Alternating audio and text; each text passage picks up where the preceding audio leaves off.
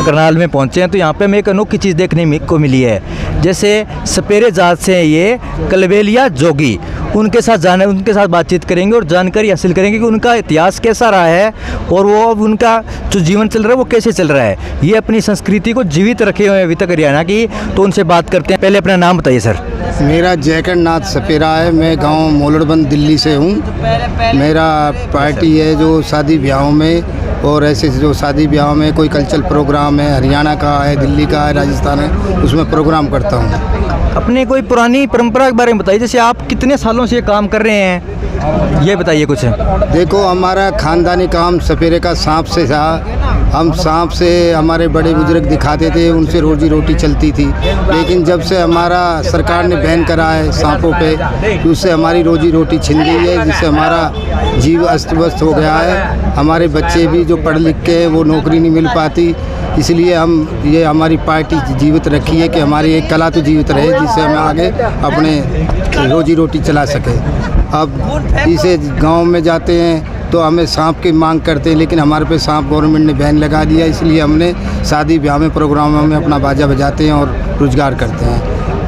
आप देख सकते हो हमारे चैनल के माध्यम से कि ये किस प्रकार से जीवन जी रहे हैं। जैसे इनकी ये जो परंपरा है ये विलुप्त होती जा रही है, तो कुछ से जो पुराने व्यक्ति है वो इसको जीवित रख चुके हैं। तो मैं सरकार से दरख्वास्त करता हूं कि इनके बारे में कुछ अलग से सोचा जाए, तो इनको कुछ अलग से जो कुछ सुविधाएं दी जाए।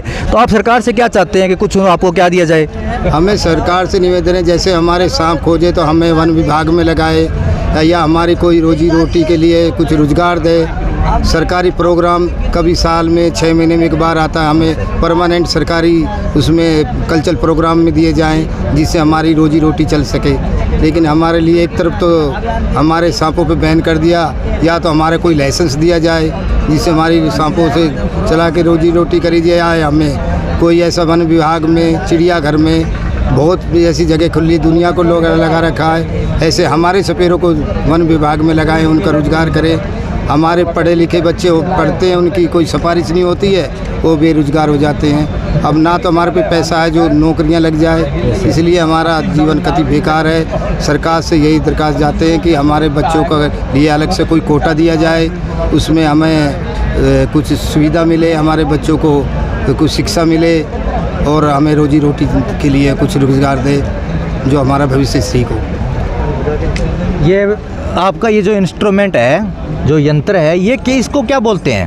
ये जी बीन तुम्बा होता है, ये बगल का साज होता है। तुम्बा हमारा ख़ानदानी कला होती है, जो इससे हम शादी ब्याह में भी, हम जब हमारे बुजुर्ग जब हमारी शादी करते थे तो हमें दान में ये तुम्बा और बीन और शाम मिलती थी और एक झोली मिलती थी। अच्छा, आपको ये दहेज में मिलती थी? ये दहेज में मिलती थी। अच्छा, जैसे लोगों को कार गाड़ियाँ मिलती, हमें दान में ये मिलता है, बीन मिलती थी, और ये जाओ इससे तुम अपना रोजगार चलाओगे, अपने बच्चों को पालोगे।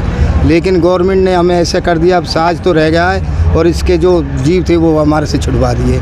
अब कितनी ऐसी एक पीएफ पार्टी कर रखी है उन्होंने, हमारे पे झूठे केस लगा देती है, जिससे हमें बहका के हमें अंदर बंद कर देती हैं, और अपना एक प्राइवेट जॉब खोल रखी है उन्होंने, और झूठे केस में हमारे सांपों पे इंजाम लगा के हमें बंद कर देते हैं। कई सपेरों को उन्होंने झूठे केस में फंसा रखा है, ये पीएफ वालों ने, एक प्राइवेट संस्था है, और हमारे बहुत सपेरों पे केस कर रखा है झूठे।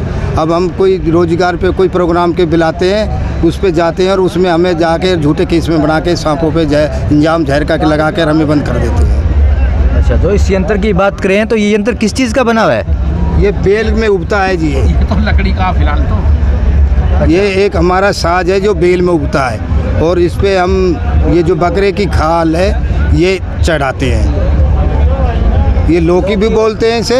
अच्छा, हाँ, वैसे तो लोग कड़वी होती है, लौकी की टाइम में ही होती है। ये बीन का एक बेल होता है, उसमें ही लगती है ये कहीं बाजार में नहीं मिल सकती है, ये सिर्फ सपेरा ही बना सकता है। ये सपेरा बना सकता है? हाँ जी।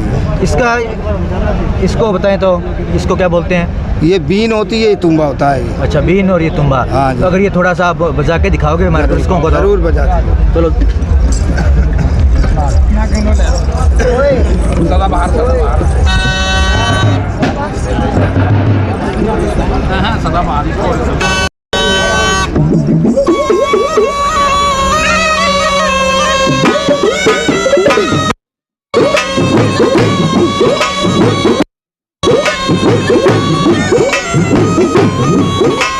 भंगड़ा वीण बजाने वाले हैं, ये बहुत दुखी है। उनकी सरकार से यही उम्मीद है कि उनको कुछ रोज़गार दिया जाए, उनके बच्चों को भी कुछ रोज़गार दिया जाए। इनकी ये कला है, ये विलुप्त होती जा रही है, तो सरकार इसके लिए कुछ ना कुछ एक्शन ज़रूर ले, जिससे इनकी कला बची रहे और ये कला में आगे बढ़ सके, इनके बच्चे भी इस कला को आगे बढ़ा सके। धीरे धीरे ये लास्ट पीढ़ी रही है जो इस कला को आगे बढ़ा रही है, इनके बच्चे ये चीज़ नहीं सीख रहे हैं, इनके बच्चों को रोज़गार नहीं मिल रहा है। तो ये सरकार से ये अपील करना चाहते हैं कि उन्हें कुछ रोज़गार दिया जाए, यहाँ उन्हें कुछ भी सरकारी संस्था में ज़रूर उनको मौका दिया जाए।